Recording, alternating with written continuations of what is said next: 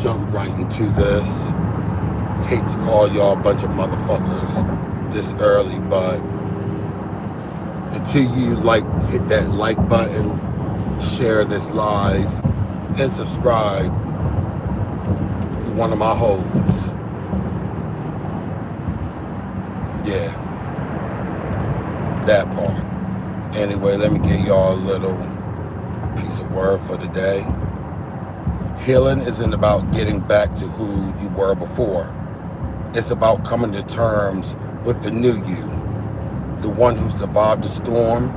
It's about accepting that some days will be challenging, and that's okay. It's not a race, and certainly not a competition. Y'all let that sink in real quick.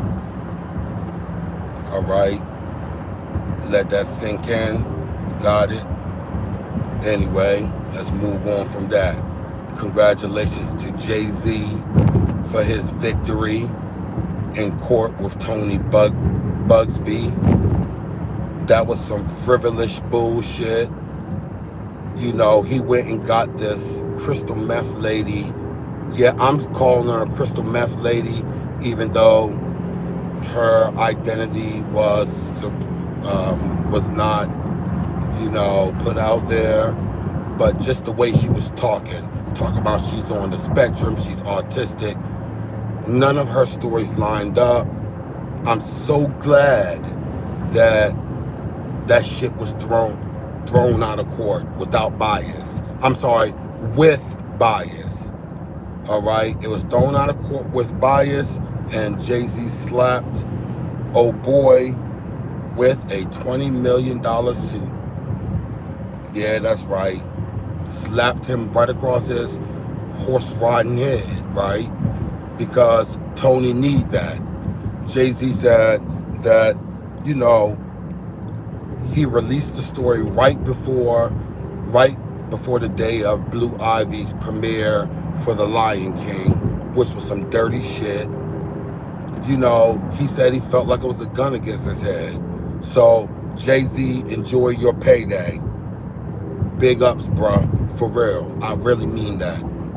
All right? Also, Diddy's part of it was dropped as well.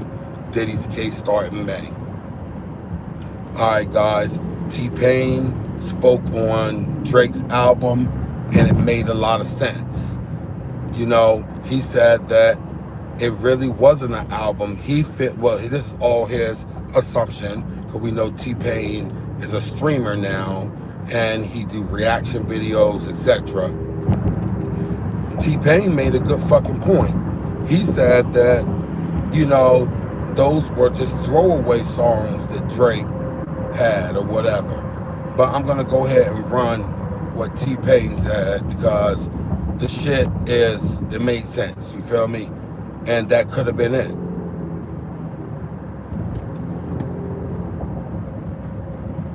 Because I feel like that's what it is, So we're going to run what T-Pain said, guys. Give me a second while I get my shit together.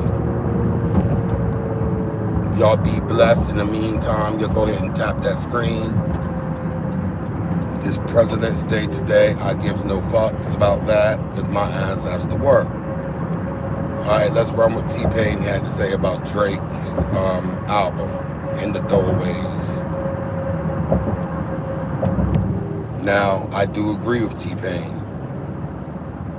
Right? This was just shit that Party Next Door and Drake both had songs that needed other verses, so they just added verses to it. So again, throwaway trash songs. That's kind of what T-Pain said. He said the songs are okay, and T-Pain no music, right? All these trash songs that I recorded, I listen to them all the time, and so here's my thing. I feel like he recorded a bunch of shit. In order to keep Party around, you can take 10, 15 of these songs, put a verse on them, bitch, Party. That's our album, bro. The songs are already recorded. The songs are already recorded. These are all the songs that didn't make my previous albums. Go Go for it, bro. Put verses on these songs.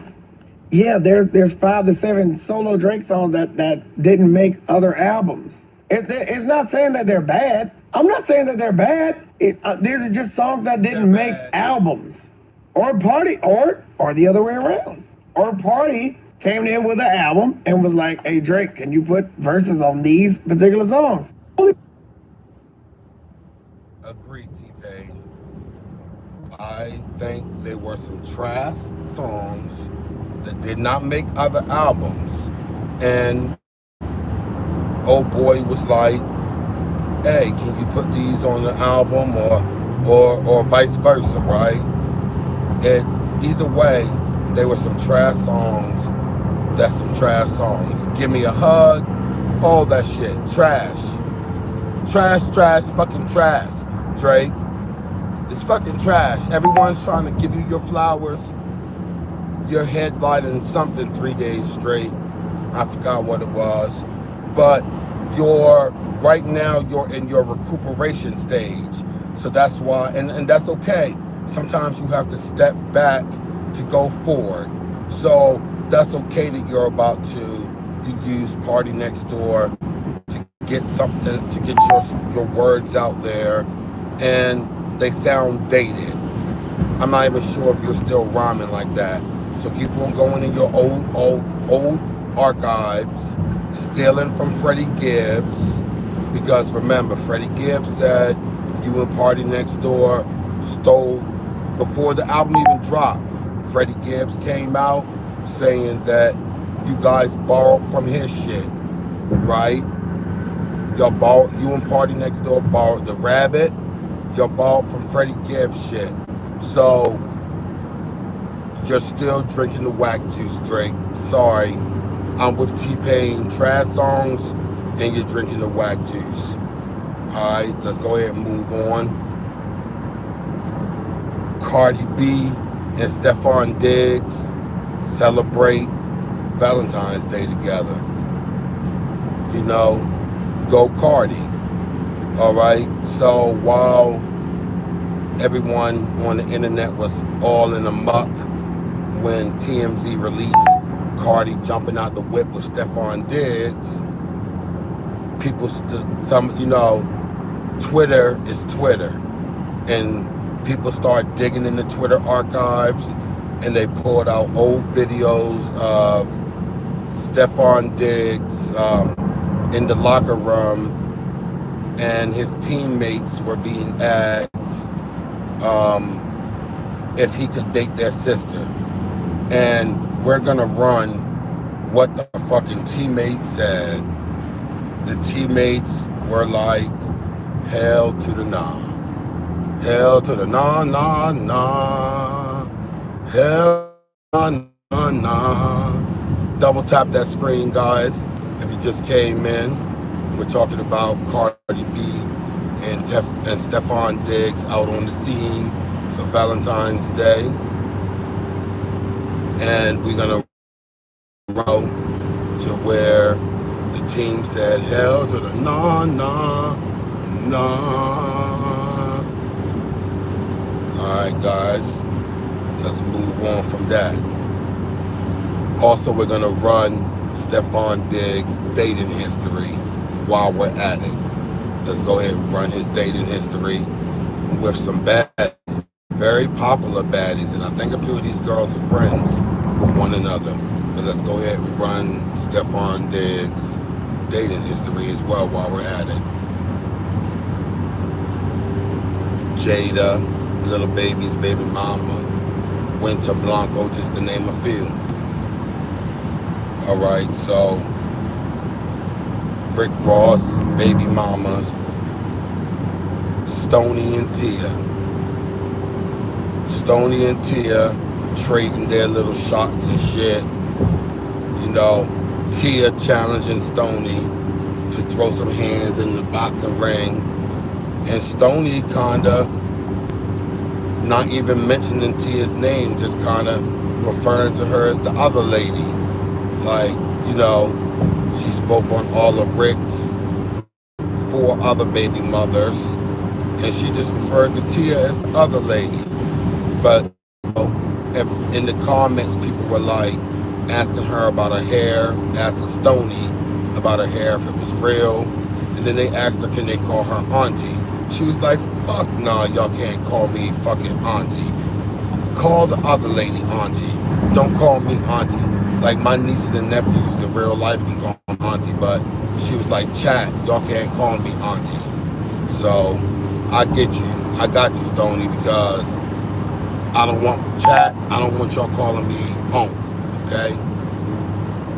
But let's go ahead and run Stony saying what she said in all its glory, and then Tia coming back, laying in the bed like she always do.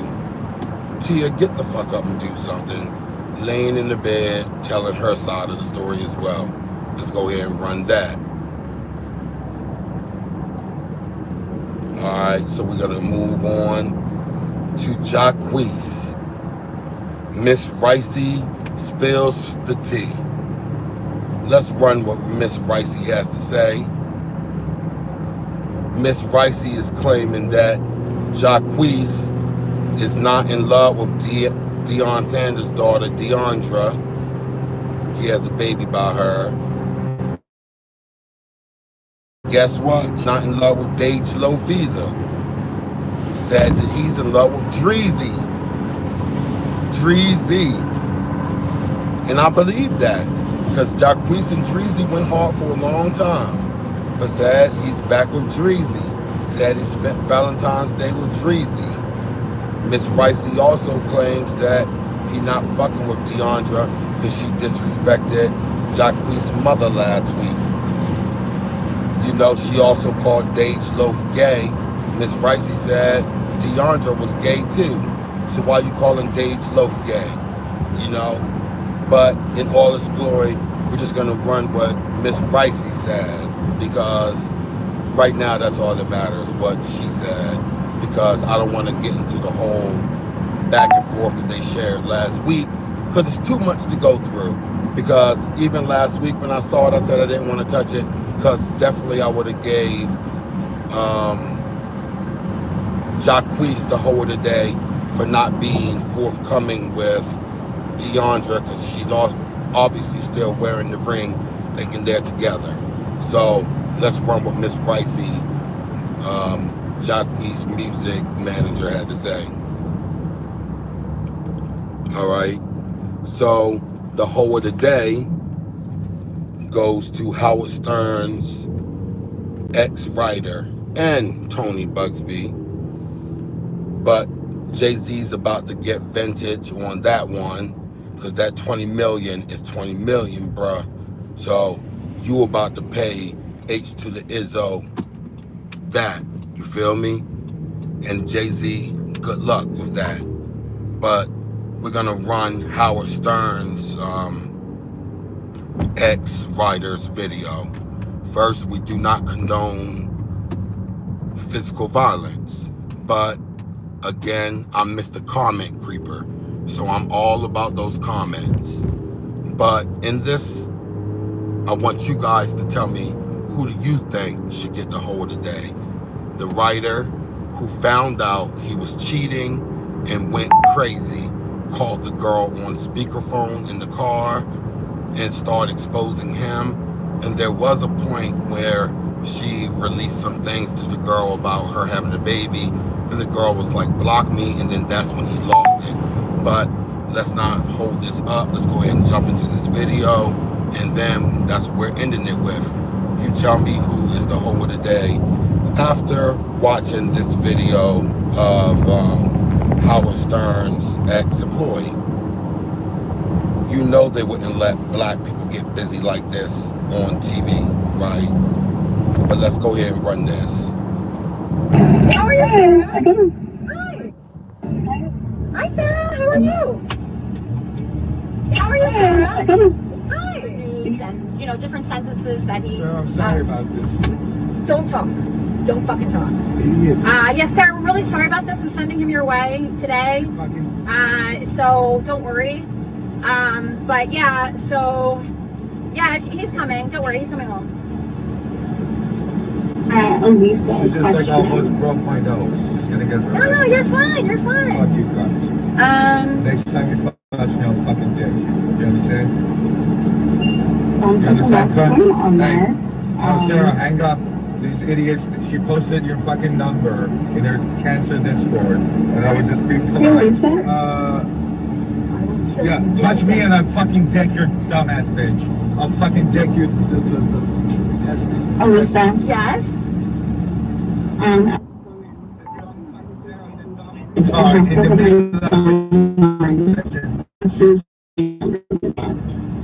no, she's a fucking insane person. She's a fucking. I would stop talking about. Oh yeah.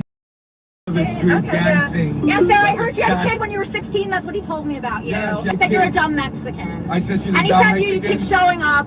And he says you won't stop texting him. But I saw the text. It's the same shit. Yeah. Yeah. What's up? She's half your age. She's half your age. Delete the number, please. Pull over, dumb cunt. Pull over, dumb cunt. No, please don't. All right, I'll stop. Okay, I'll stop. Pull over. Okay, I will. Pull over, dumb cunt. Please don't. No, I'm sorry. No, call 911, Sarah. Call 911. No, please. I'm Call sorry. 911. No, I'm sorry. No, I'm so sorry. Please let me go. Man, please let me go. No, please, I'm so sorry. Please let me go. Oh, you're sorry. Get the fuck Okay, I'm gonna go. He's killing me. Okay, I'm gonna go. By age 25. How are you? Hi.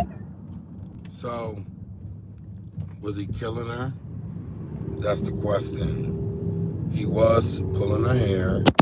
They were driving while he was pulling her hair. So, that's crazy. But he's yelling to his mistress, call 911, call 911. Let's keep it to the topic. Domestic violence is never okay. This video is for educational purposes. Just to let you know what not to do and to diffuse those type of things. He should have gotten her before they start driving, maybe requested for her to drop him before it took that turn. Anyway, that video was for educational purposes, and thank you guys for checking in. Tell me, the Heau of the day is Tony Bugsby, and actually that guy for